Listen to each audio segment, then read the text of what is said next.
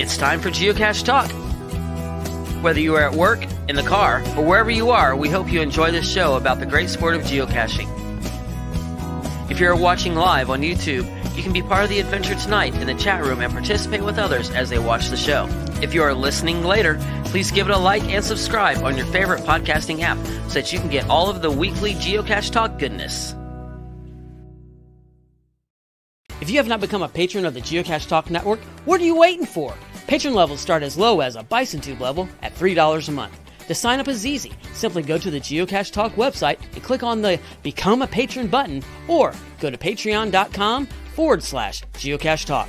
Patrons now get the famous Blackout coin, invites to special events, and other really great items throughout the year. Become a patron today. Have you subscribed to FTF Magazine yet? FTF Magazine is the #1 geocaching magazine available. It is a quarterly magazine that you can be part of. Submit your geocaching milestones and adventures to be published. FTF Magazine is also interactive with puzzles to solve and the hunt to find Spartacus. If you can solve the puzzle or find Spartacus, then you will be entered in to win a special path tag. Every new subscription, you will receive a special swag pack. Subscribing is easy. Just visit FTF's website, ftfgeo.com. Don't miss out and subscribe today. Big thanks to Derek of Baker 6 Clan and our featured patrons, Gas Station Tuna. God, I love that name. Sue's mom. I don't probably want to eat it, but I love the name. Sue's mom, Runner Casher, The Truck, Jay Hulls, Jay Schules, Little Miss Sunshine, Whiskey, AWOL, Sackishness, The Fours Awakens, and our new patrons, MP Dreyer, Fishing Kitty, Wendland Bunch, Jaspery, and Hockey Mom 92. All right. Well, let's jump right into show 258. We're going to welcome to the show Kevin DeVizia. Welcome. Hey, guys. Hey, Gary, Jesse. Glad you're on board tonight. We're going to have a lot of fun talking about teaching, and we've got to hear about your latest trip too. So we'll get to that here in a couple minutes, but wanted to bring you on board also during the news. I will hit the button because I want you to comment on it as well. Yeah. So.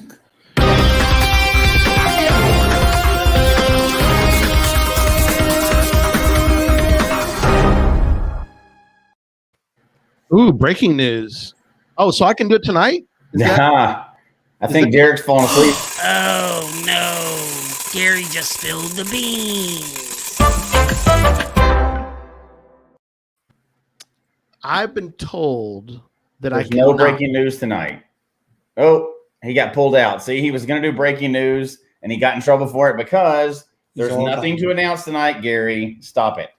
We're not going to let him back in. Oh, he's back. Look, nothing tonight. That's right. I was told that I can't do that. No. Even though there's a giant vat over here to my left, they're just waiting. I'm supposed to pick them up and move them somewhere. So I figured I'd spill it tonight, but no, I've been told by my handlers that it has to be next Sunday. Mm-hmm. Okay. All right. Which I think is still too early, but you're going to do it anyway. We got to get it. We got to spill those beans. So yes, eventually. Yes. That is true. All right. So we're going to do just the regular news here.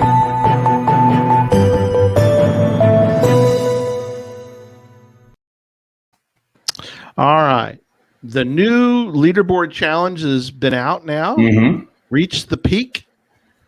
We'll see how you guys are doing. I know that Kevin's probably doing pretty well because I think he had a pretty big week. Yeah, one good trip will get you. Well, you can only do so well for a month, right? That's true. That's it. Yeah. Have you looked at yours, Kevin? I have. But if you had to quiz me right now on how many I have no idea. That's okay. That's all right. You're going to bring it up, right? Yeah. I'll get y'all's opinion on this. It's so the challenge begins with our first mountain, which is Punchak Jaya, the highest peak in Oceania. You find caches and adventures to earn up to 2 souvenirs: the Punchak Jaya Base Camp and Poonchak Jaya Summit souvenirs. And if you're wondering, I Googled the correct American way to say it, which was Poonchak. If you're in another country, you probably say it different, but here in the South, we call it Poonchak Jaya. Anyway, so get to the top before time is up when the leaderboard resets on September 6th, 2021. What are y'all's thoughts on the leaderboard, monthly leaderboard that keeps resetting every month? I like it. Obviously, people will cheat, but we don't care about those people. Right. For the people that are being honest, it's pretty neat because it gets you to do something every month for the next several months, right? If you're doing it the right way, yeah. You can't like just go out and do a road trip and take care of the whole promotion, which happens too often to me. I'll not even realize I forget about a promotion, and then we'll go out to a mega event, and then you come back and you're like, oh, I forgot and did the whole thing, and you didn't get to play with it, right? So I like this one because you can't accidentally finish out the whole thing in one weekend. Right. Each summit peak is a different month, Yeah, which kind of cool. Each month. So, for example, Eric, he's sitting at the top waving a flag, but he can't go to the next mountain. Nope, can't go any further. And it's the 8th, and he's already he's at the top of this mountain. He can kind of sit there and hand out coffee to the rest of us while we. Kevin, you just went on a trip, right? So I'm sure you got everything for the first phase, but you didn't blow the whole thing out, so you still have something to play with. And that's exactly it, and that seems to happen like almost every time when they release one of these, is that it falls in line with when I do one of my biggest trips, and I forget that you're even having it, and all of a sudden you come back and the whole thing is done. I don't know what I have. I know I was over 50,000 at some point in there, and I'm sure I slowed down after I don't know, 50. I don't know, could be over 60 now or something, but it doesn't matter, right? Because I could go over 100,000 and it'd start all over again. So everybody gets a piece of the pie, I guess, right? Yeah, I like that a lot. It's unique, and I think I kind of like this one. Yeah, because of the fact that it's. I mean,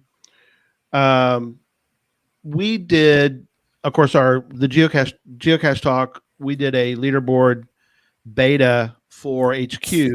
One of the first to do that. Others have done as well to help, do some of the beta work for these kind of things. And we didn't reset. We just kept going, which I think was early on, though. That was still in the very beginning. Yeah. But that one, I think, lent itself to doing it that way. Oh, it did. It did. So. But it was fun, and it was early in the beginning of this, and people hadn't really done a bunch of them yet. So it was neat just to get to see a new leaderboard and a way to interact with geocaching. And they've evolved it ever since then. Ever since then, it's evolved every single time. They've tried something a little different. I still would like to see more with those digital souvenirs that they had on, was that Mystery at the Museum or whatever it was called. Mystery at the Museum. The different souvenirs, and they've done it a few times where there's so many possibilities with that on what they could do, like for checking on old caches and doing all kinds of stuff they could do on the game board. Even FTF eventually. There's a way to, I know that they don't officially do that. No. But they can put a digital souvenir on a cache when it first comes out, and after the first person claims it, it's gone or whatever. Right. So there's a lot of things they could do with the leaderboard. I don't know if they'll ever want to do it because, you release something and there's always an unintended consequence when you have millions of people doing it. So I like the idea that they're playing around with it a lot. You remember the year that they came out with one that was based on like just cache types that you were going for. Right. And that was my favorite of all time. But I don't think it works with a point system so much. They could probably make something like that work that way. But I love the way that it made you step outside maybe your comfort zone a little bit, made people go for puzzles that wouldn't typically go for puzzles or go for something like hit earth caches. There was one that really kind of pushed you for earth caches. So there was a certain day you just wanted to get that earth cache icon. I missed any questions about your shirt, Kevin. I was asking it's Kevin's shirt from Crystal Cafe in Iola, Wisconsin. Ooh, Wisconsin. I was just there, right? They sell that shirt there, apparently. Yeah. So here. I gotta not go backwards here. All right. So square root of -1, that's I. Okay. Yeah. And then 2 to the third power is 8. And this guy here is a capital S in Greek. That's the Greek letter sigma for summation. So I 8 sum pi. And it was good. That's great. I like that one. Yeah. It's a great shirt. Well, you are Captain Math, so I mean, It's almost like you're a math teacher when you wear math jokes for some t-shirts. I'm just gonna throw that out there for you. I Funny never you should stopped say being that. a math teacher. You never stop being a math teacher, Jesse. That's right. Jesse knows it. He remembers those days of We all learning use math every day. Yeah. Well, he's in the school system now, so he kind of. Yeah, I am. I'm not a teacher, but I am in the school system. You're in the system. I'm in the system. I always figured I'd be in the system. Yeah, you would. Some system. Some system, anyway. General population. Right. Okay, so wrapping this up. Found if you just find a generic cache, it's 325 points. Multis are 600 currently for this month. Adventure Lab caches are 350. Earth caches are 450, and mysteries are 500. So, and where it goes are 10,000. Apparently, they forgot to put it up there, but they're actually 10,000 points. So, okay, automatic win, I think. Maybe next month. Okay, maybe next month. Yeah. All right. So the winner we crossed 2,000. We're at 2010, I think, right now for subscribers, but definitely if you're not, you can like and subscribe at any time. We appreciate you doing that. I don't think I have the little icon anymore. I used to have a little intro like and subscribe button thing, but that's okay. You get the idea. But we had a winner. Random.org has shined down upon Grant. Geocaching username is Screechy Bird. So, Grant, you are the winner of the Gadget Talk coin. Woohoo, Grant! Yay! That's right. Yeah. Yeah. Screechy Bird. Screechy Bird. So he won. Which is a great name. A great geocaching name. It is. Yeah, isn't that great? We had a lot of entries. We appreciate everybody who put in the entries for that. We appreciate everybody subscribing.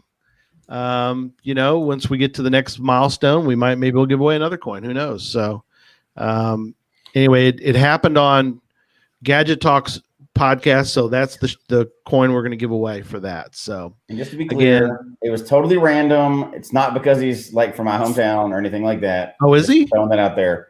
He is from my area. Yeah, I did not set that up though. So, no, you had no idea. I didn't. Just because he's a nice guy, I did not set that up. It did not.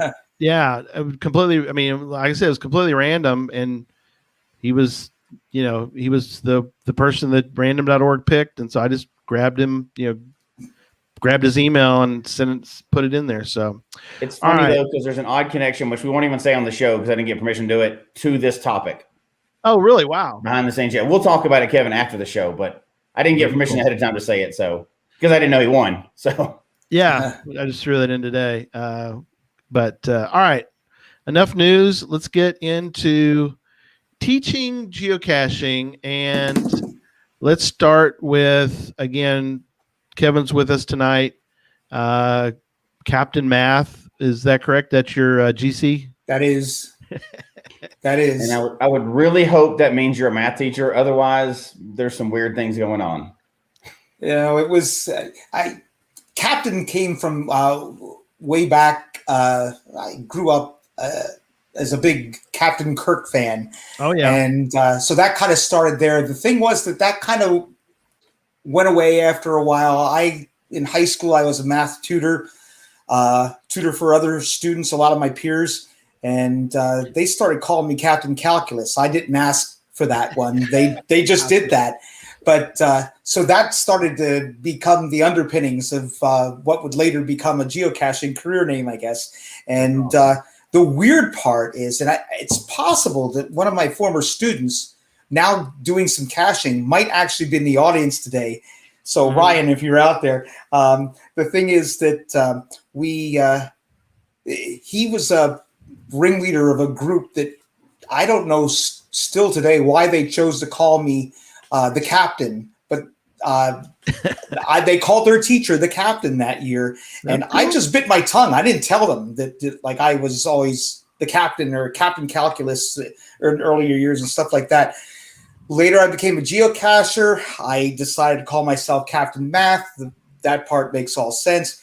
And it was years later that I got to spring it on my former students that actually they happened on my actual nickname from the past that way. But yeah, Captain Math was a easy one. So when people started creating their geocaching names and had to change them, I never had to change my geocaching name. It was what it was. That's perfect. Yeah. Yeah. Now, you've been teaching many years. You look young, but you've been teaching 34 years. Is that right? 30, yeah, I have 34 years in. I've been actually retired now for a little over a year. So cool. I retired right. Thank you very much. It was a tough call. I mean, we had no idea when I was writing that resignation letter that the pandemic was coming. And I turned in my letter right at the end of February. Think about that, because when the pandemic set in. Yes. So I turned in that letter, and it was like right after that, I was finding out that everybody was going home. We weren't going to be able to teach them in person for a while. All of a sudden, we learned that we weren't going to be able to teach them in person at all. And that meant that I wasn't going to be able to say goodbye to anybody. So that was how my career ended, pretty much. Wow. Yeah. That's tough. But hopefully you'll get to see some once in a while. We'll get into your other teaching gigs that you've got now. But before we do, I guess kind of give people some of your geocaching chops. You've been around before even I started. So you started in 2005. Is that right? Very late 2005. I got my first GPS for Christmas. For a guy who teaches taught geometry every year I was a teacher. I have a terrible sense of direction. And but with that GPS, I was Superman, right? So, exactly. I could find my way around Pittsburgh or something like that, crazy roads there. And the GPS was a real saver. The thing was, though, that you guys know that when a guy gets a Christmas present, he needs something fun to do with it right away, right? I mean, you're not going to go out and get lost to have fun with your Christmas present. Yeah. So I had learned a little previously that there was this crazy activity called geocaching. I set up an account. I found my first cache in Pennsylvania. Then I found my second cache the next day in New York. Then I found my third cache in New Jersey. Wow. And I mean, the great thing about living at the tri-state, right? I mean, I could have found all three of them in one day if they're all out there waiting for me. Yeah, that's awesome. Yeah, we were talking before the show about the early days, and of course, those days, fortunately, are behind us, and we can find more and a lot more. What's interesting, though, something we really want to. We're going to focus on tonight a couple of different things. One, obviously, is Kevin's teaching of geocaching, but also he just went on a trip. And so if we can, let's start with the trip, and then we'll come back and sort of focus more on how people can teach, because I think people all would like to do it. I think that they're always kind of hesitant as to, I don't really think I could do it, or there's a lot of different things, a lot of frequently asked questions I think we're going to get in the chat room about teaching and where you could teach geocaching, because I know you've got a couple of different ideas and different things you've done that are kind of maybe a little different than folks maybe are used to. But you went all the way out to the Disneyland of geocaching, if I understand correctly.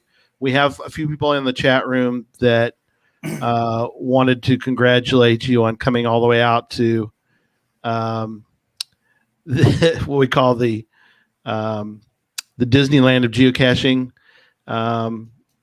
Gia was out there. Hey, Gia. So she's in the chat room. And I saw way up here at the top. Let me find him. How about that guy right there, Mr. Oh my gosh, Tricasius? Chad. Yeah. So he wanted to thank you for coming out, doing the Geo Tour in Gilby. So is Gilby really that great? Oh my gosh. There's so many great places to go geocaching, but Gilby is distinctive. I think the thing about Gilby is that, and I'm still kind of like digesting what exactly happened out there, but Chad has an amazing capacity to not just build, but to get ideas and create experiences that will entertain.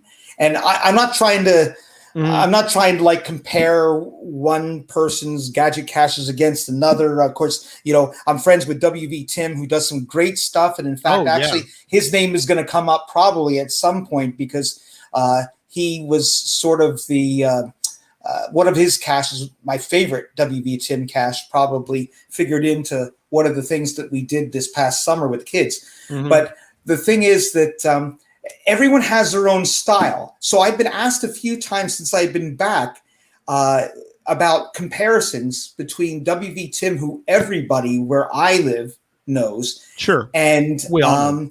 WV Tim, big fan of the show. And Tricasius, who is, I had to admit, is a relative unknown. I had no idea that this was even a thing. I mean, worldwide, if I could say that, right? Sure. Worldwide geocaching, our group, there were people posting up in there, and that's how I learned about it. And it was like, I wanted to go to New York, Dakota anyway, because for the silly, stupid reason that I had fewer finds in North Dakota than any of the other states. So I want to put that over the top. And but now all of a sudden there's a good reason to go out there. So we get out there, and here you are in this beautiful farmland that there's like nobody around, and it's what we love. It's what we love when we travel. Yeah. And so we're already off to a good start, but then you start hitting his caches, and his caches are so that what makes them unique, I think, as a set is that they're so widely varied that you can't get in one mindset when you're doing his caches. There's certain styles that certain ones have. Some of them would rely on subterfuge or on red herrings or stuff like that. You don't know what you're going to get from one cache to the next with him. And it's like, you might do one that you might find really easy, but let's say your caching partner, in my case, my wife, might not find that easy. But on the other hand, she would like really get into other caches. And here I think is the coolest thing I could say about Gilby caches is that not what it did for me, but my wife is a self-declared muggle. Those are my friends who are out here. Know that she'll say, I am not a geocacher. I am not a geocacher. And I'll tell you what, she was the most geocacher ever out there in Gilby. She just lit up. And, she was, I couldn't get first to the caches. She was going after him right away. And she had a blast. She loves building stuff like that. She loves the creative thought.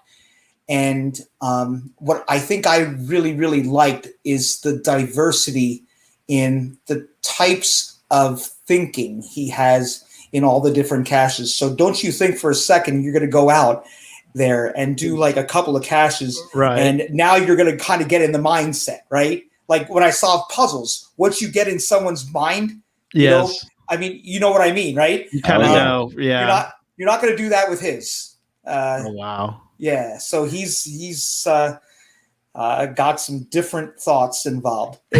I don't know how much more I can say because I really, really I hate the idea of spoiling anything there. Oh no, we don't do that. But no, we wouldn't want to spoil it. And we've never interviewed anybody that said Gilby was just okay. Yeah, not a single person. Everybody has just raved about it. I couldn't find it. Here it is. No, I can't. But somebody mentioned that your wife, they said that they that they could tell she really enjoyed the whole trip. So that is awesome. Yeah. And I did want to mention, yes. Chad says it sounds like she got hooked. I do want to wrap up our talk about that area with there is an event coming up September 25th. Mm-hmm. Do you want us to make sure and mention? Well, she didn't. She just put in the chat room, but I wanted to mention.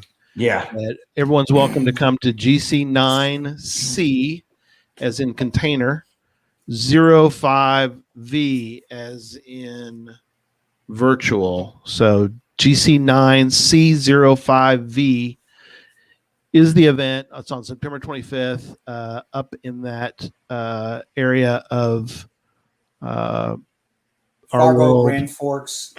Yeah. And again, that's just great that you got to go. I mean, really, a lot of people have it now on their bucket list. And that is wonderful that people are thinking about going there now. I mean, Yes. between your posts, Facebook posts, and some others, and Joshua's videos, and hopefully we've been able to be a little bit of a champion and a cheerleader as well for that area, because the other thing too about it that I can talk about, because I haven't been there and seen the incredible caches, I've met the incredible people that live up there. Whiskey, I've met, Gia, Chad, lots of different people from North Dakota, and just incredible individuals, just incredible people. And that means a lot to me, that those are the people that the Geo Tour. Yep. I was going to say that too. We get that. Yeah. You really, like you said, quality people, just salt of the earth, and like you said, it was an epic trip, and we don't want to throw that around, but you're like, we want to, it really was. And that's why I think it qualifies as epic. I think you can put it into that category now. Anybody that's kind of in the know now, Gilby has to be on their bucket list. Yeah. Yeah. Gilby, we got to, I got to really spend a little bit of time with them. I wish I could have spent more with them when we were at Mingo Madness, but it was neat to see them and talk with the North Dakota contingent that came to Mingo Madness, and that was wonderful to see them. So anyway, wonderful. Thank you for sharing that part of it, Kevin. And that was, North Dakota, we love you guys and gals and everything. So love it. Let's talk a little bit about and the reason how this kind of came about was I saw, and Jesse and I don't get on Facebook a whole lot, but periodically I'll pop on there and look around, and I saw some of your posts, and that's what sort of spurred me to contact you and say, I think this would be a great show to talk about. We have talked about this a few years ago. Jesse's friend, who also teaches and does Geocaching Club, is wonderful, and I felt like this was a good time to bring this topic back to the forefront. But I guess give people a general sense of the teaching aspect that you have been given, that you have been providing for geocaching, and then we'll get into the details. But how did you get started teaching geocaching, and in a general sense, how has that been going for you, and how do you feel like it's been, received?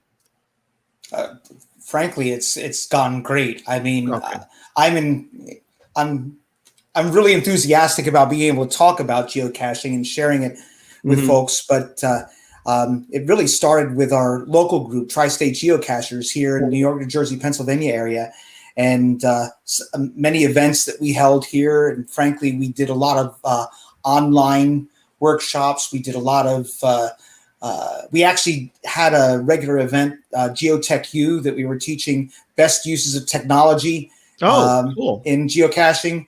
That we haven't done now in a while. Of course, a lot of people could say that with the pandemic, but the thing is that the teaching aspect hasn't gone away, and there's still things that people want to know about this great hobby that we have. And, sometimes it's like getting people started in it. We've seen a lot of new people get going because they came out and went to one of these workshops and started learning about, hey, this is something that we can do. And I think you probably all had this conversation before. You see people start geocaching, but they don't know what they're doing at the beginning.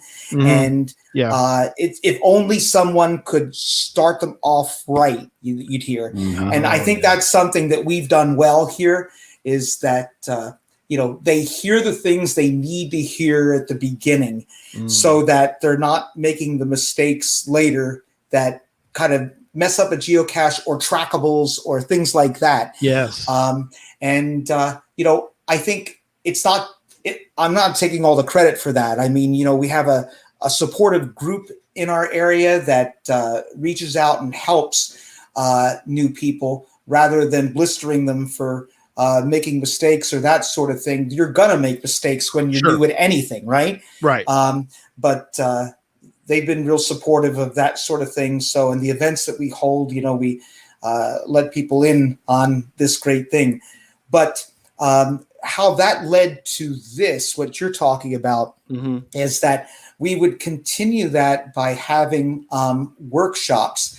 And some of these workshops have been held at this place called the Brandywine Nature Learning Preserve. The Brandywine Institute in our area is dedicated to science and environmental education for kids and families in the area. And I've really gotten into supporting them even before I had retired or anything. I was well involved with their efforts. They do great programs for the whole family, for families, for kids, that sort of thing. They do an awesome summer camp, which those photos that you saw, that's what was going on. I was I've been a regular part of their summer camp. Yeah, there we go. There's a shot. For audio listeners, we'll kind of fill in the blanks for you guys as we go. But so you were able to do some teaching. This is one of your shots of you teaching, right? Yeah.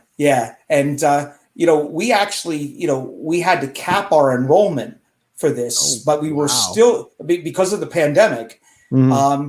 And in past years, I mean, I've had like 70 kids at a time or something that would come out to this thing. This time, I think we were like 30 or 40. That's the capped enrollment. Sure. But the thing I love about what we do there is not just the geocaching, but that we give our kids in the summer something to do that wouldn't otherwise be able to afford an expensive camp program. Right. And so a lot gets done with that. Geocaching then becomes this activity we can introduce to the kids and to their parents. And here are the kids getting to do a cryptex. I mean, these are kids who have never done a geocache before. Right. It was their first day doing a geocache, and here they are solving a cryptex. Oh, that's awesome. And and to watch their faces light up. They're so thrilled to do that. That aha moment that you all have, like when you solve a puzzle or something like that. These kids love finding these things and breaking these things open. Not breaking them open. You know what I mean? Yeah. Yeah. But, to be able to have such a great place like the Brandywine Nature Learning Preserve that has like interpretive signs around, it has other things to observe and to measure and that sort of thing. And these are all things that I can connect with geocaching. So that cryptex that you saw right there had a code word in it, right? That you can't tell what it is there. I hope you can't.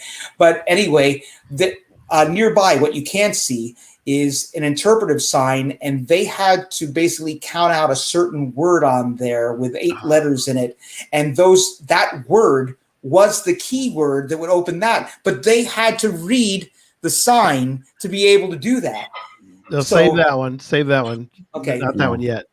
Let me ask you real quick, just as we kind of break down the pieces of this tonight too, Kevin, for everybody to, because I know, I think all three of our goals tonight is to really be able to get people to embrace this wherever you are in the world. Mhm. So we have listeners in 20 plus countries. So for us in the U.S., is that preserve, is that considered a state park, or how did you get involved with contacting or working with the preserve?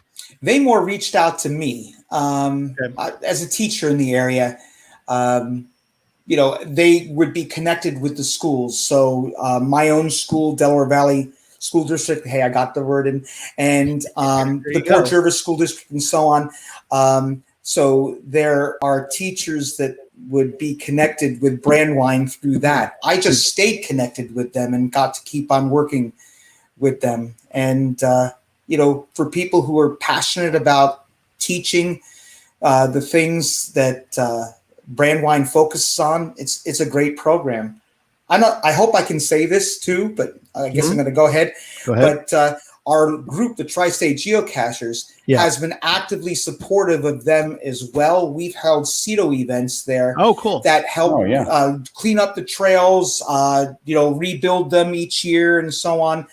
Do some other work there that helps get the preserve up to snuff so that we can start to do those summer programs, those fall programs, the Sundays at the Preserve programs that they do that are open to families. Oh, neat. So many good things. So Tri-State Geocachers, that's kind of helped foster that relationship there, that we've been able to do things that have benefited them. And the part that I tell my fellow geocachers all the time is that my only regret is that they only get to see in pictures the value of the work that they do, the difference they make in the lives of kids and families in our area. Right. Yeah. It's one of those things where you have to have a little faith in the intangibles that what you're putting into these kids is going to pay off in various ways down the road. I mean, you experienced that as a teacher. Yeah. You poured your life into the kids, and you hope when they go out the door, at the end of their school and on to the next school or wherever they're going, that the teaching that you've done will carry on. Right. So for something like you have that preserve, but I think the message, and correct me if I'm wrong or reiterate or what I'm trying to say, is that we might, anywhere in the world, maybe not everywhere in the world, but most places in the world, we all might have a place close by that is not maybe a preserve, but maybe it's a state park or somewhere that people can partner with. What's that? Yeah, somebody to partner with. Right. So I think that we just don't maybe take the time, or maybe it is, maybe it's just a city park that you could get involved with. I think there's plenty of opportunities, especially like you said, in the aspects of the summer teaching. I think is available for everybody to be involved in. Right. Absolutely. In fact, actually, through the Sundays at the Preserve program, I mean, that would be the same throughout the year. I did a program, this one, I don't know if I should be saving this or something, but I did a program with a library that's about 2 hours away. And this is where the creativity kind of comes in, because when you go into a library, you have different things at your disposal to work with. And so when we do this, boy, I'm fortunate to have my wife help with this and some of the caches she creates, because it's like we put our heads together. How can we take advantage of the fact that we got a library with some pretty decent grant money? It was Germantown, New York. Right. And they had some good tech in there to work with, some really good Wi-Fi. And we put together a set of geocaches that were specific to their area. But the teaching part of it was specific to a library. So the kids were learning library science and geocaching at the same time. That's the beauty of it, is that, I'm not just teaching geocaching. Yes. I'm using geocaching to teach the kids something else as well. Yeah. So, well, definitely we'll get great. into some of those aspects too here in a minute. I do want to ask you, and then I think Jesse had a question about. I wanted to ask you, or I noticed in the chat room, if you could comment on. Neil says that he wants you to bring back something called Geotech U. Yeah, that was our event that when I was still teaching at Delaware Valley, and running the geocaching club for students there. We actually used classroom space on a Saturday, and we brought in great geocache speakers to speak on different topics. So it was just like a professional conference, except it didn't cost anything. People would come in and they would get to choose which sessions they would go to. So we might offer, I have to think back a little bit now. We would offer, let's say, a Cachly workshop alongside, in parallel with, let's say, a GeoGo workshop, which of course GeoGo wasn't a thing at the time, right? But whatever. So they'd learn some tech that way. They would learn how to make good use of their GPS devices. So we might have things in parallel there. We would do puzzle teaching. We have I like to do a lot of the puzzle teaching, but also I have a good friend from Ithaca, Jennifer Kidder, Team AJK, who would come down and she would do amazing workshops. She's a great teacher of puzzle solving and puzzle creation down in the area. So we've had Jennifer on before back in the day. Oh, okay. I'm not surprised. You should. No, yeah, Jennifer's great. She's a great. We need to have her on again sometime. But we had her on a few times, even back in my cache and release days. We'd talk with Jennifer. That's. I like that aspect that I think people don't think about, the fact that there's different ways to approach it, not just. Well, you're really talking about two different sides of it, though. One, you're teaching geocaching. The other one, you're using geocaching to teach other topics.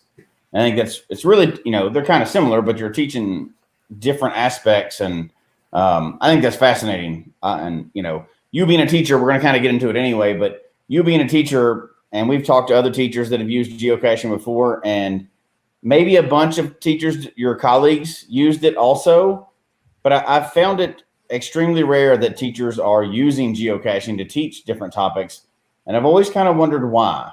I know it's a lot of work. Obviously, it's, there's already tons of stuff going on, and you got to really plan ahead to do a lot of these lessons. But I guess, did your colleagues do it as well, or were you the only weirdo teacher in your school doing it?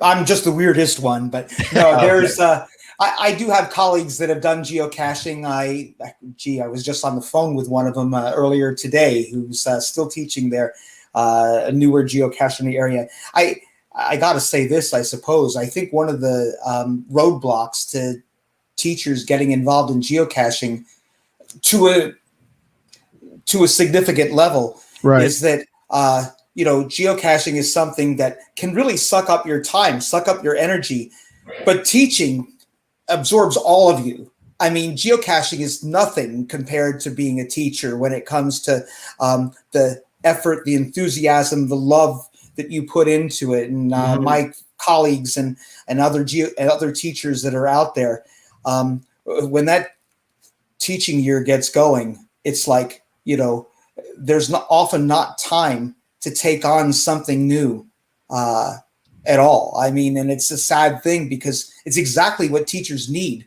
but the type of job that you have doesn't really typically give you the time to do your job. So you're basically doing your job during the time that everybody else would have a chance to kind of relax for a second. You never relax. You're never done. And so I do think that that's a big part of it, is that there'd be definitely more teachers that would do it. I think, if they had the time to do it. And you're talking about teachers geocaching.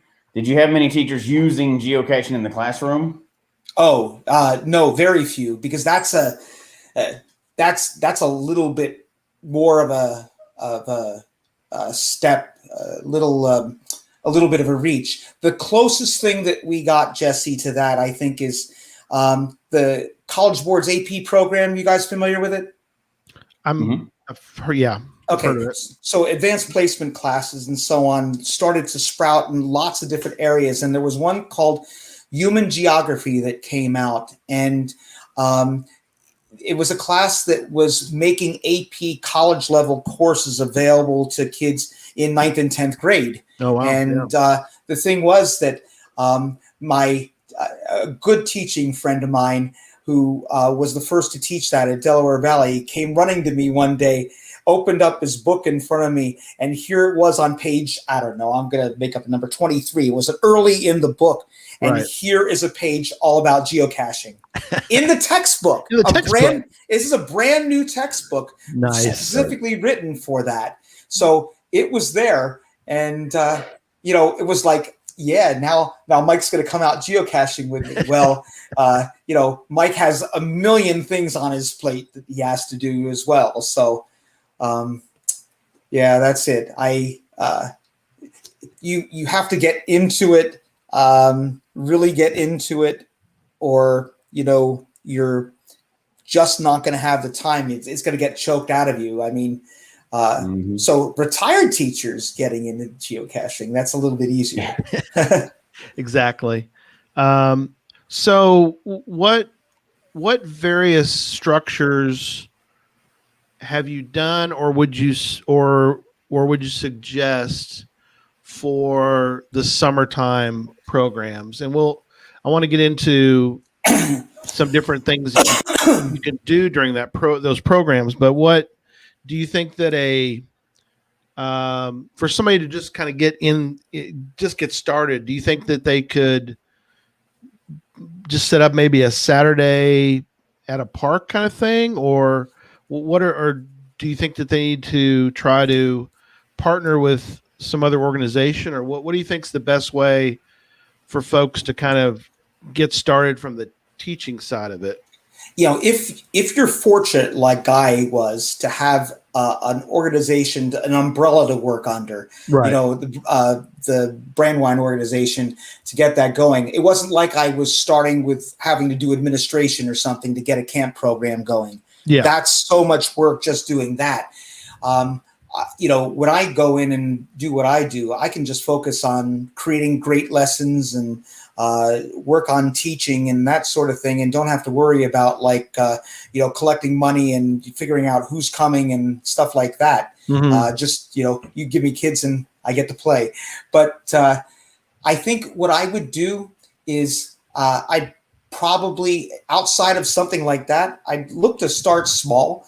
I mean, work maybe through your own continuing ed program in the school. Most schools have something like that where over the summer that you could do something like that with kids, and it could be open not just to kids, it could be open to families. Sure. So look at the groups look at the machinery you already have in place in your school districts to be able to do something like that, and then offer a program that pick something that you're going to be enthusiastic about. Because if you're not going to be enthusiastic about it, you're not going to win anybody over to it, So it could be something as simple as just teach them geocaching. I mean, it's like when I say teach them geocaching, teach them what it is, give them the chance to have an aha moment and get out there and let them find some things. Give them the good instruction at the beginning, but don't talk for an hour.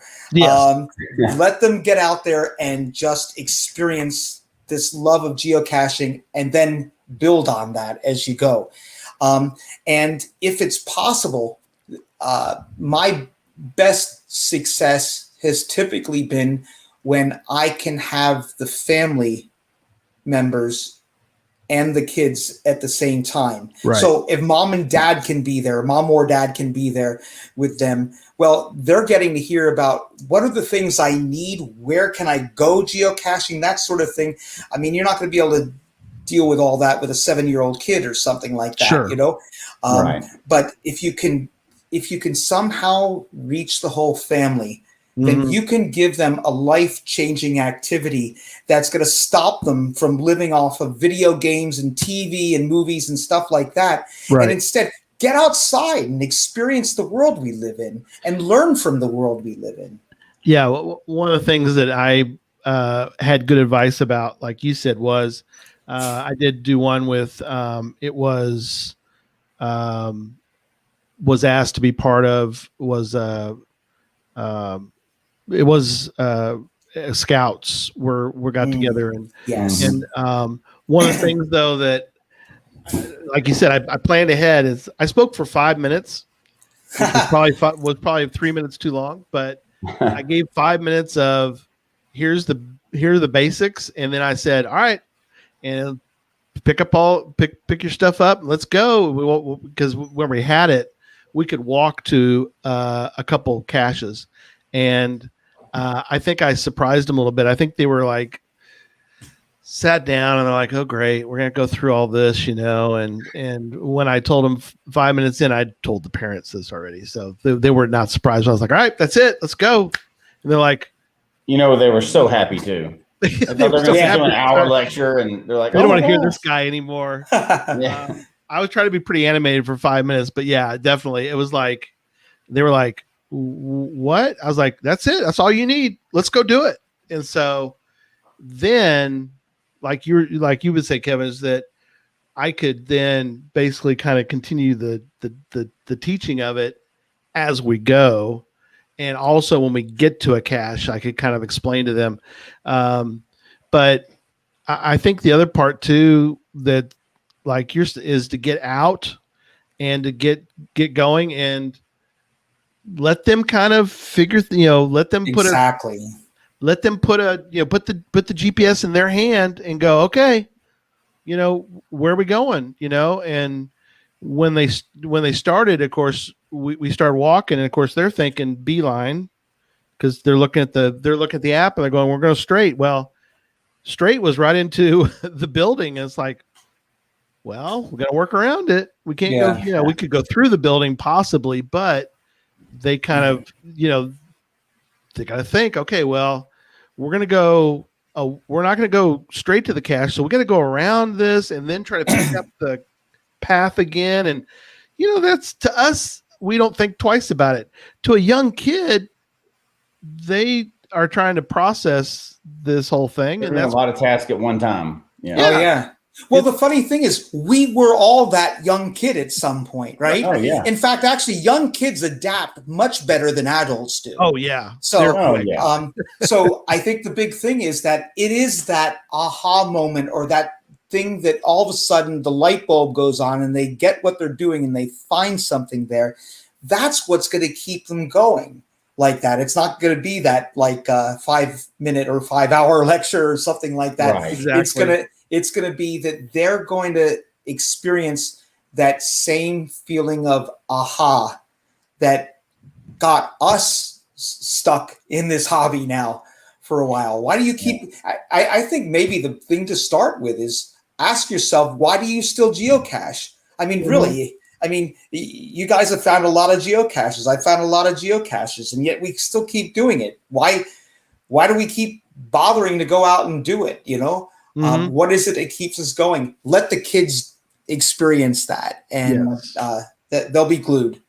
I think one of the things you said was pretty powerful too, and we didn't get a chance to touch on it, but you said that one of the things you liked is that you're giving these kids and their families basically a gift, because they can take, it's not just like a weekend activity. They can do that for the rest of the time they exist as a family activity and get off the couch. And that's one of those huge things. And we've talked about it many times on the show, but like I have 2 young kids. Well, I say young, but one's in college now and the other one's going into high school. But over the last 10 or 11 years, that's what we've done as a family.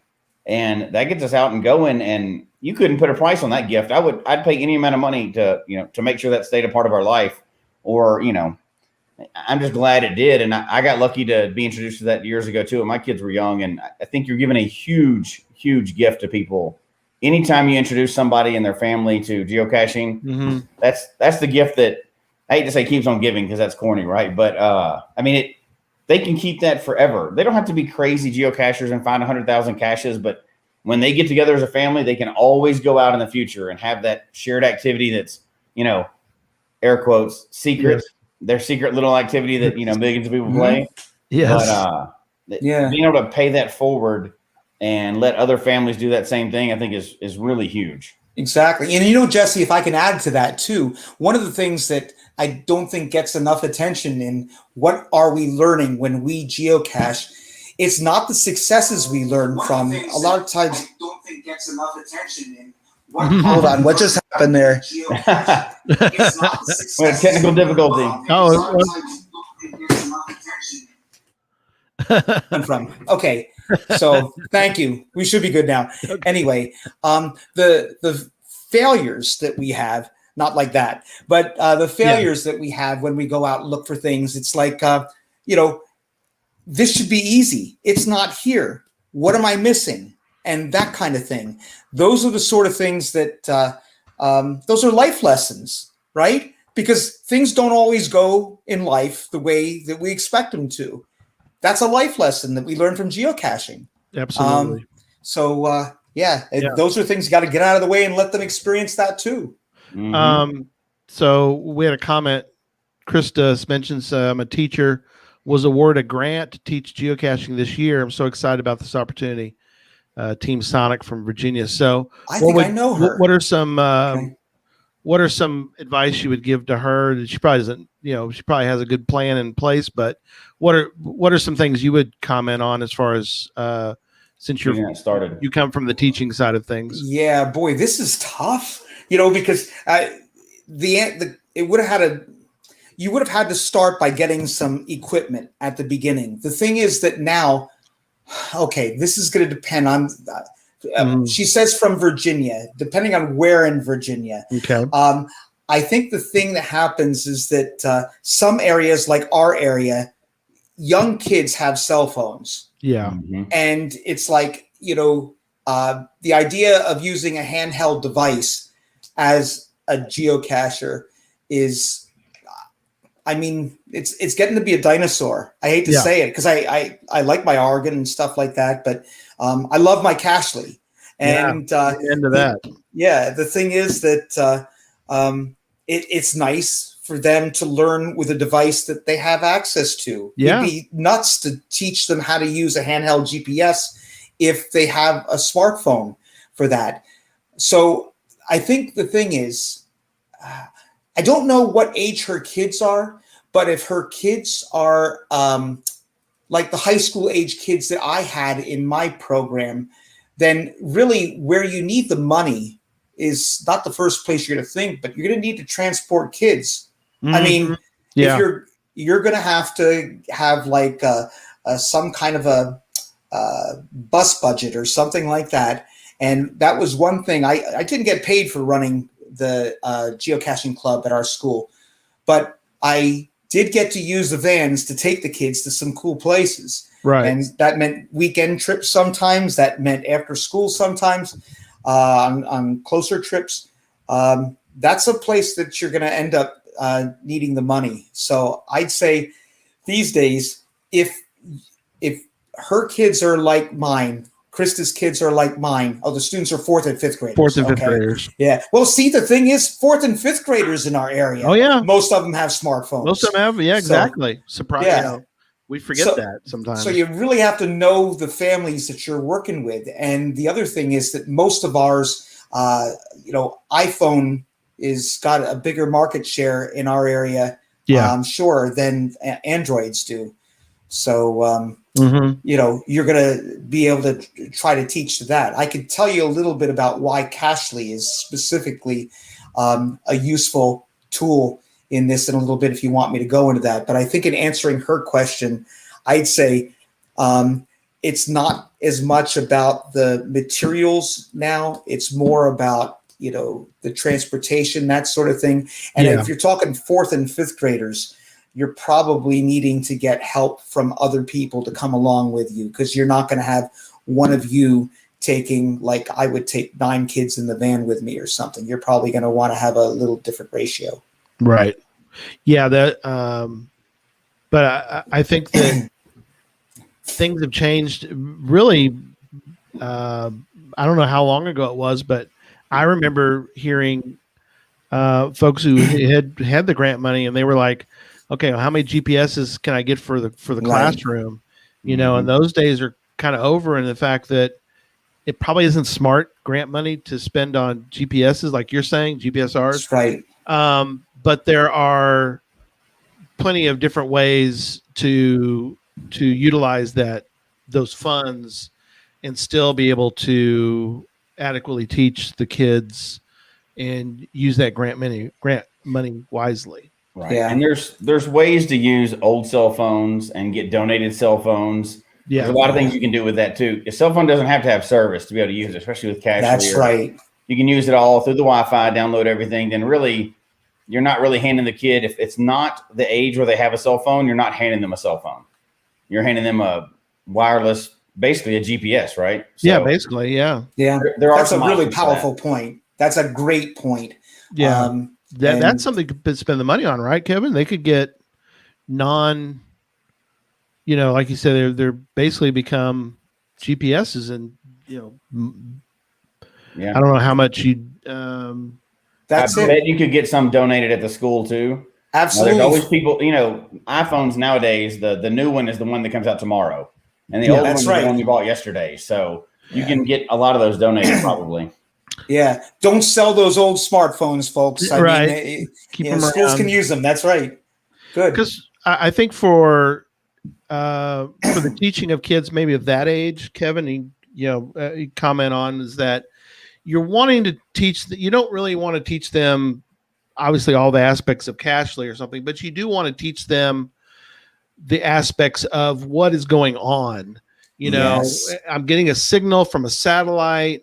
I need to know if I walk this direction, I'm walking north, therefore the latitude's changing, or longitude's changing. If I go this direction, the whole, lat long, what's going on there, and how is that all working, is so valuable for anyone, because, yes, if you were to sit down the general public and tell them, well, you're using your phone to, Google, use Google Maps, but what are you actually doing when that's happening? It's like, I don't know.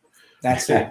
I mean, I think it's, you make a great point with that one too. In fact, actually, that's something that I do in these programs early on, is that we actually talk about GPS. And I don't mean GPS devices. I mean GPS. That's right. The system. I mean, what are we up to, like 32 or something of them right now that are out there sending its signal back. And I actually done some hands-on things with the kids in the field that would kind of give them the experience of what it's actually doing when it's not triangulating. What's the trilateration? That's what I'm looking for. Right. That you get those 4 signals, you can find out how far you are from those satellites and figure out where you are. It's an amazing thing when you realize that that's what your phone GPS chip, that's what your GPS device is doing. It's a little computer, and all it's doing is receiving these signals from satellites saying, we are here, we are here, we are here, and they're sending this out. Right? Exactly. And that satellite knows where it is, and it knows its ID, and the computer that you hold in your hand has to resolve all that to find out where you are. I wouldn't say it like that, of course, but by actually acting it out with the kids, there might be a picture you have where there's a kid holding up a blow up globe. Yeah. I don't know if you have that one. That's what was going on in that one. So we were talking about how all of these satellites are actually pretty far out there too. Yeah, that's at a good distance. It's neat to learn about. Most of us think that those satellites aren't very far above the Earth, but I'm shocked that they can be that far out They're into very far. space and still be Yeah. orbiting the Earth. It's like, why is that thing just spin off into space? I mean, what kind of gravity we got going on here? So That's it. But it has to be able to tell the difference in the distances. The distance. So and the amount of time and distance is so important. So, and that's really only the surface level of what you can teach with geocaching, though, right? You've taught other things besides just GPS with it. Oh yeah, definitely. Yeah, if you would, I want to say that to this point, but if you could, because I don't think we think about past that point, but you put in the notes some really cool ideas that are math, science, data and statistics, history, literature, library sciences. I mean, I think that blew my mind to think about all those things, because we always think about just, or at least I always initially think about the aspects of the satellite, but tell people go through some of the different things that you can teach kids about geocaching that sort of might incorporate a little bit of something else that it's like, give them some ideas. We have a lot of educators that listen to this show. So and you may inspire a whole new class of classes. Exactly. Yeah. And these teachers, the listeners right now, all have access to the show notes. So if I miss something, they'll be able to see something that I missed in there. Yeah, they're all there. One of the things that obviously then is just talking about degrees and how we have a coordinate system on our planet Earth that can assign numbers to different spots on there. And it can be cumbersome to deal with the degrees and the minutes and the seconds, and we're still living in Babylon time, when we look at the units that we're using. But the thing is that,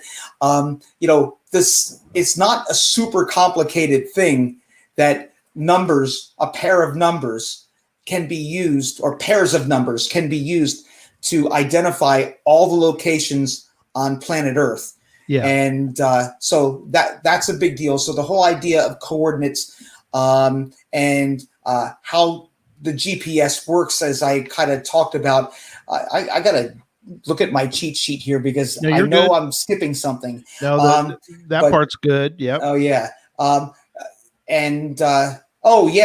And things when it comes to like bearings and that sort of thing.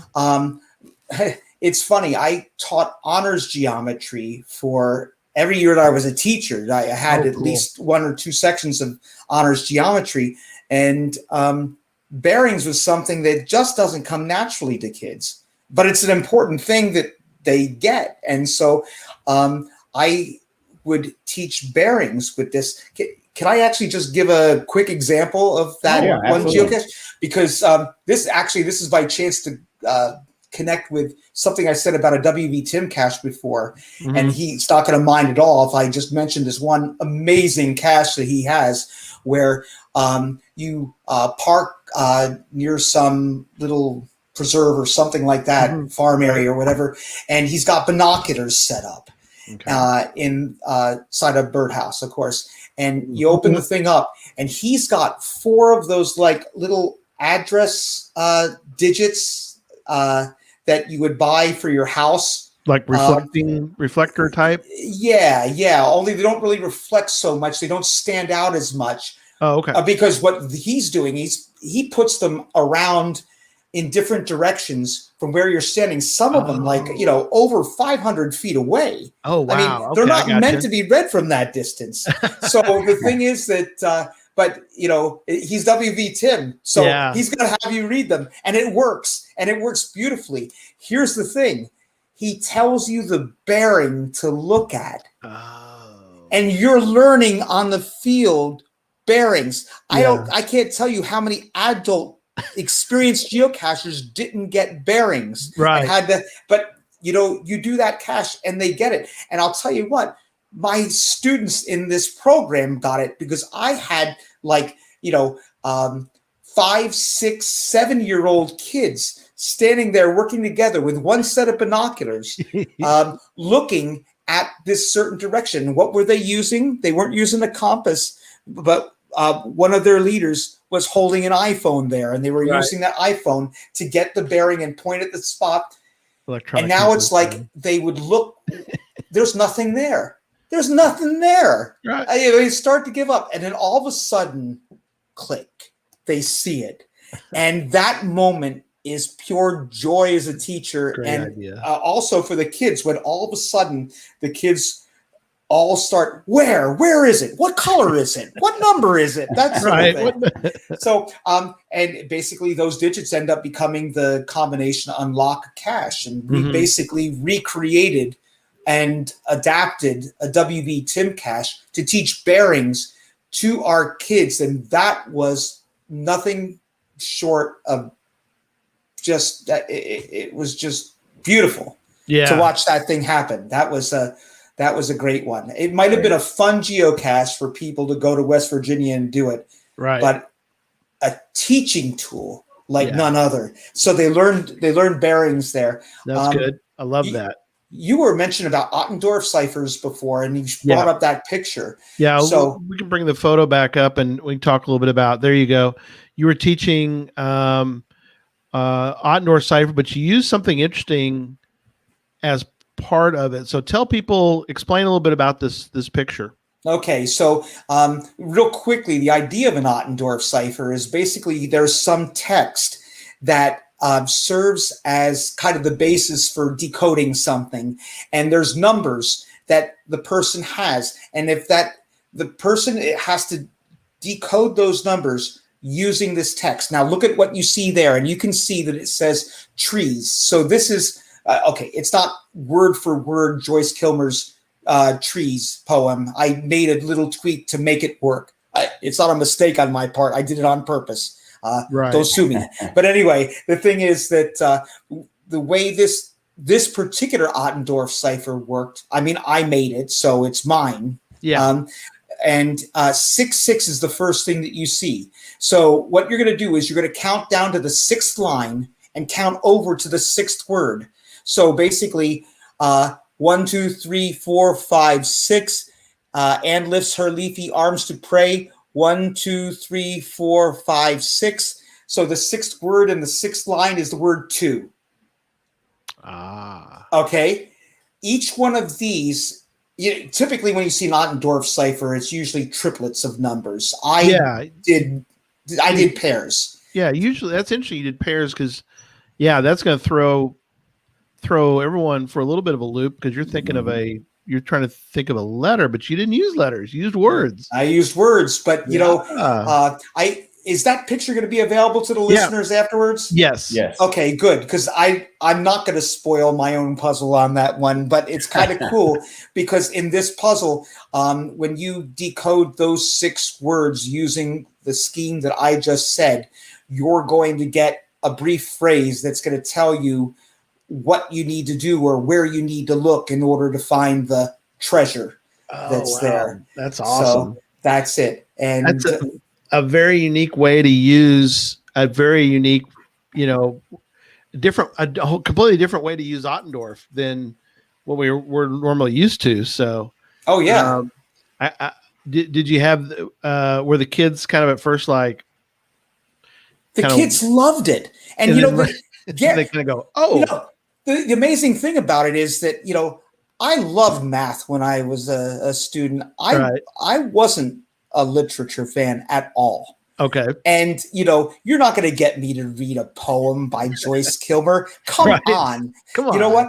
But here's the guy who wouldn't read that for a class or something like that, but now has these other kids reading it because they're reading through the whole thing. And they're appreciating it too, because it's very fitting in a place that, we love the trees at Brandywine Nature Learning Preserve, So, so here's this very fitting poem. And when you decode it, you're going to get a message that's appropriate to a certain spot.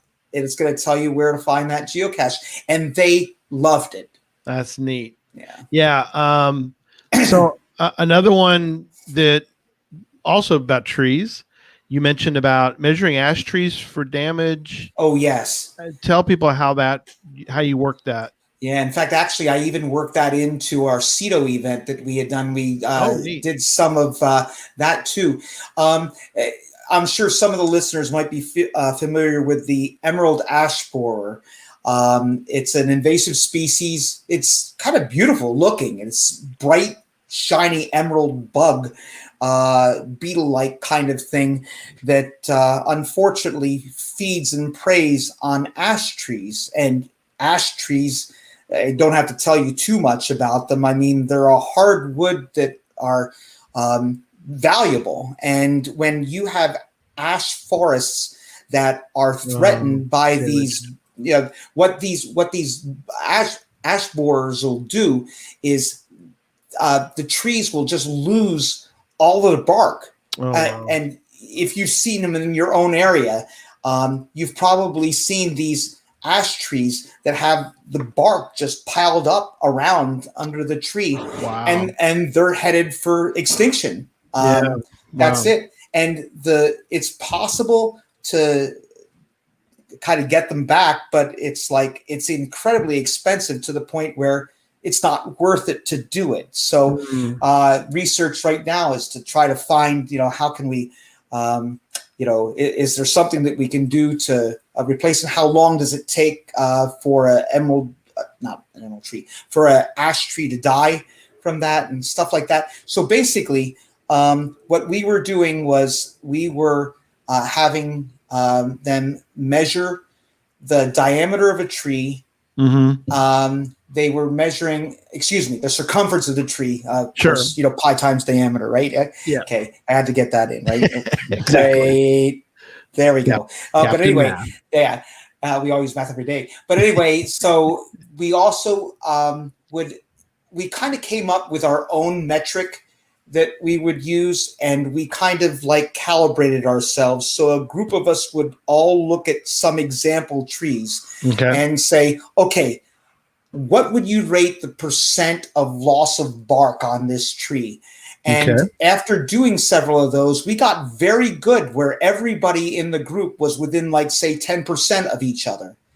And so, then you could get your team to the point where they can go out to a tree, look at it and say, that's a 50% loss right there. This one is only 20%. This one's only 40%. We always worked with multiples of 10. There's no point in going any better than that. Sure. But they would gather that data, feed it in to a database, and then, of course, we're tagging those trees too. So getting coordinates for the trees and tags. And so people could go back and revisit those trees over time and say, okay, how about 2 months later? Now what is this tree? It was a 40% before. Maybe it's a 60% now.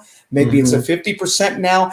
And what is it about the location of this tree that might give us some clue as to why certain trees are getting zapped faster than others? Right. Yeah.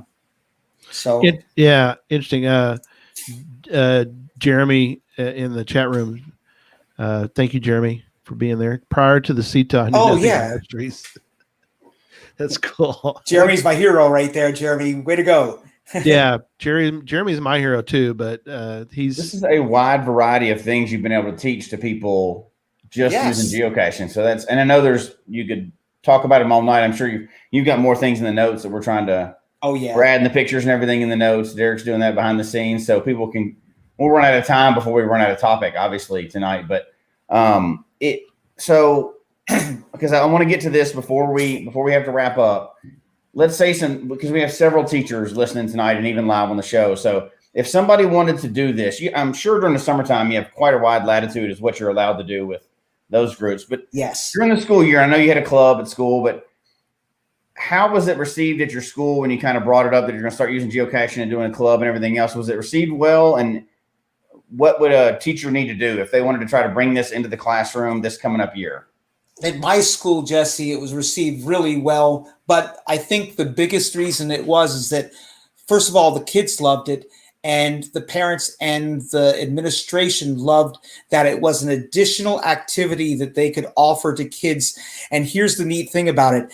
the kids that generally came out for Geocaching Club they didn't overlap a lot with like others. So like if you have a rugby club at your school, well, there are probably a lot of the guys that are on the football team or something like that. The kids that were coming out for geocaching, I had a lot of kids that came out that was their thing.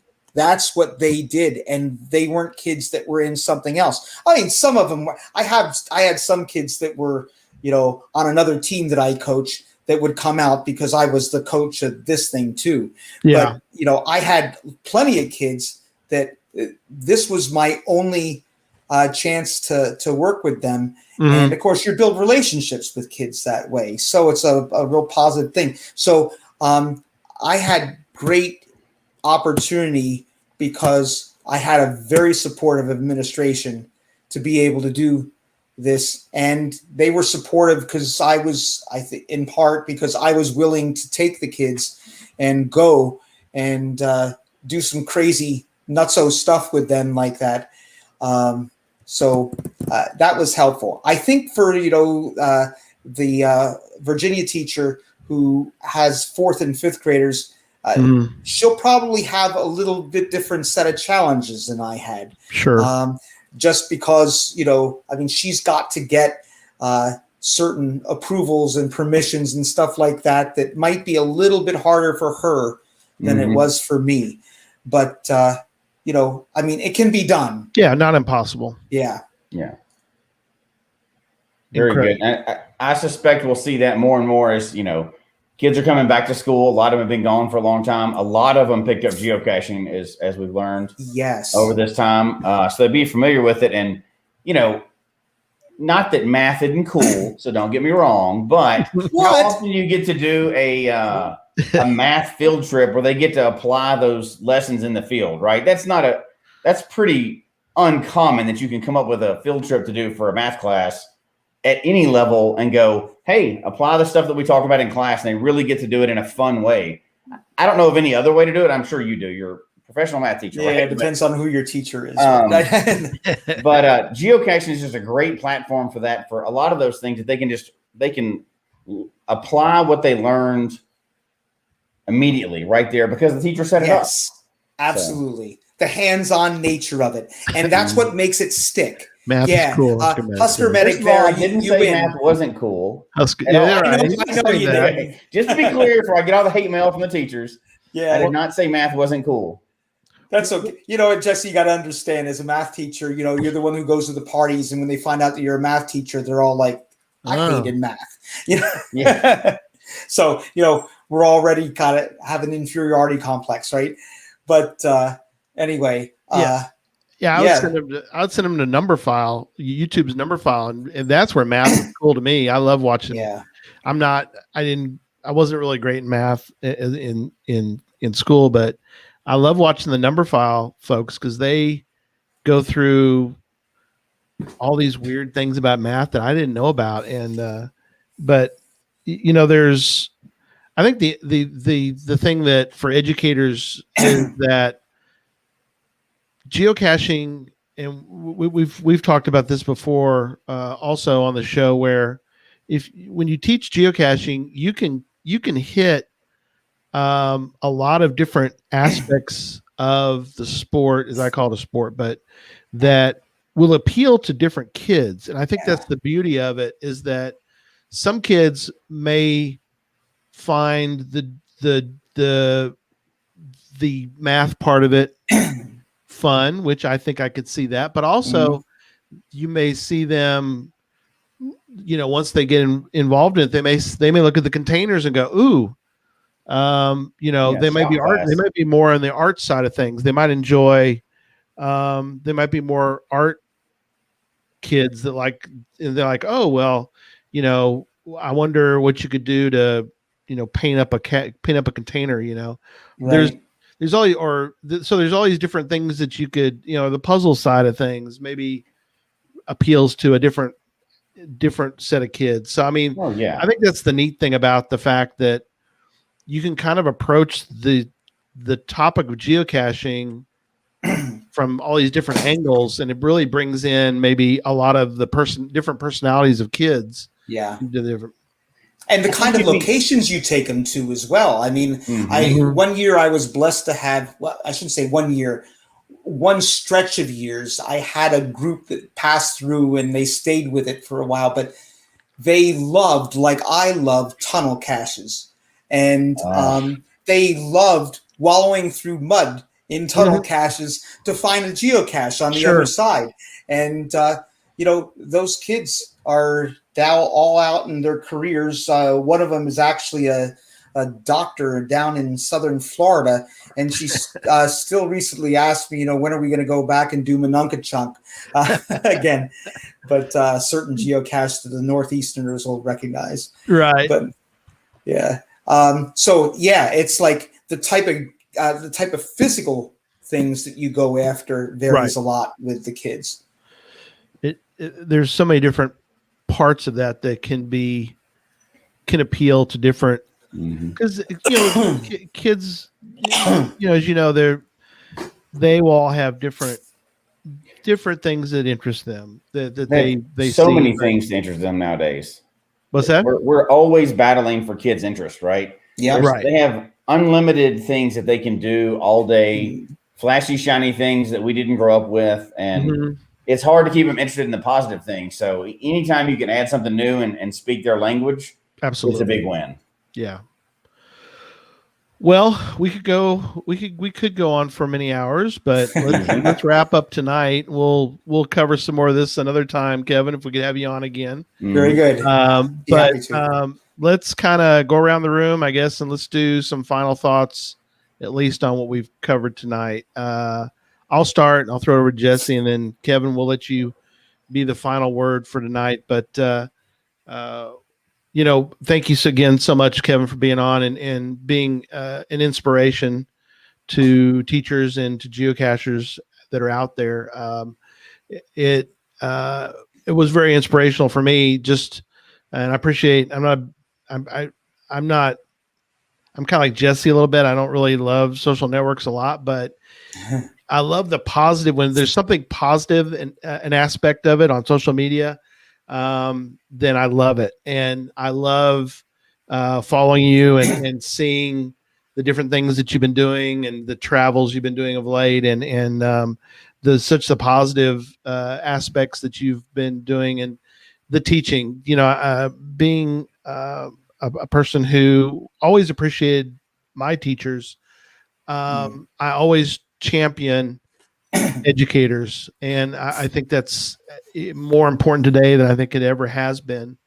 But it's been wonderful to hear, and I hope that all of our listeners that are in that area, in the educational area, would recognize. I think that we're with them, we're championing them, we're on their side.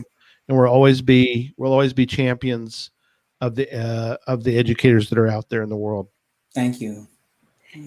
Yeah, obviously I'm pro education. That's my field too. You're in it, I hate it. So we've said many times that geocaching is really a platform for anything else you want to do with it. Whatever your hobby is, you can get into it. Well, that works for education too. Anything you want to teach a kid, you can teach it. Or an adult, you can teach it through geocaching because it's so wide open. They just give us a platform and then we create whatever we want in it. I really hope, like Kevin, you've done it. And we've had Dr. Polly on here before. Yeah. And I've talked to other teachers, obviously, that where I work. Some teachers are using geocaching. I know their time has to be split between many priorities. Yeah. But I would love to see it, whether it's teachers grouping up together and doing it or sharing lesson plans. But as we know, anybody that's been in education before knows it's a constant struggle to get kids' attention when they're pulled in so many different directions and they have so many neat things they can do to make education cool, where they actually have fun doing it. They're going to learn if you do. If you can make it to where they are enjoying what they're doing and creative and it stands apart, they're gonna remember that class. That may be the class they remember out of their whole K-12 experience. And I know I speak for Gary because he's not up here now, so I can. Anything we can do to help any teachers that need help that are doing that, email us. We'll hook you up with people. Luckily, we get to talk to everybody. Any resources we can help you hook up with, we will. Yes.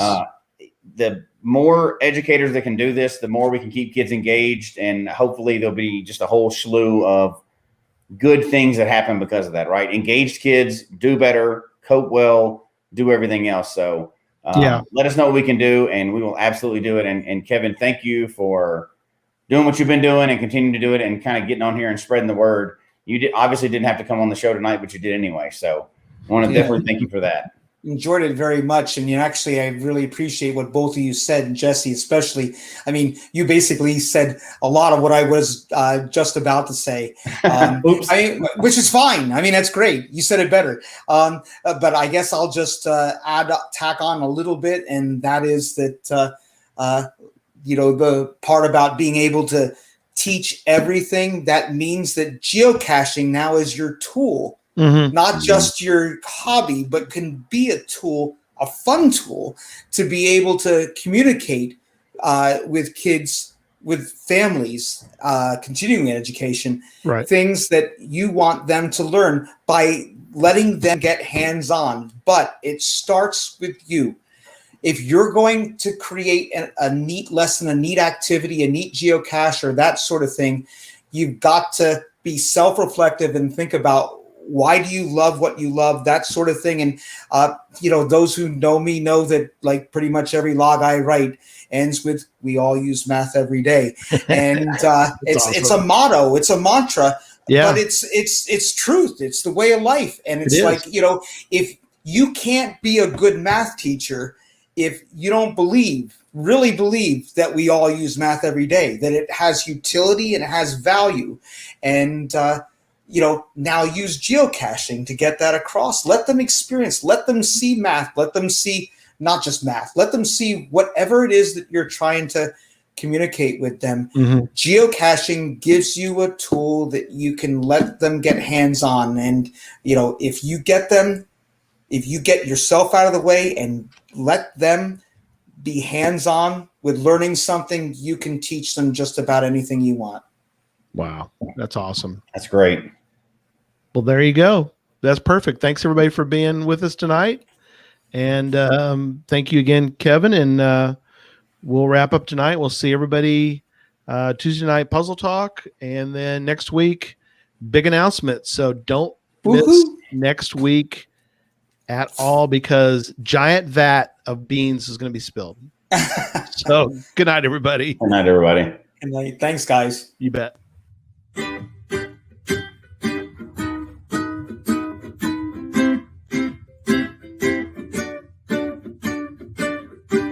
May your finds be many and your DNFs be few. May the terrain and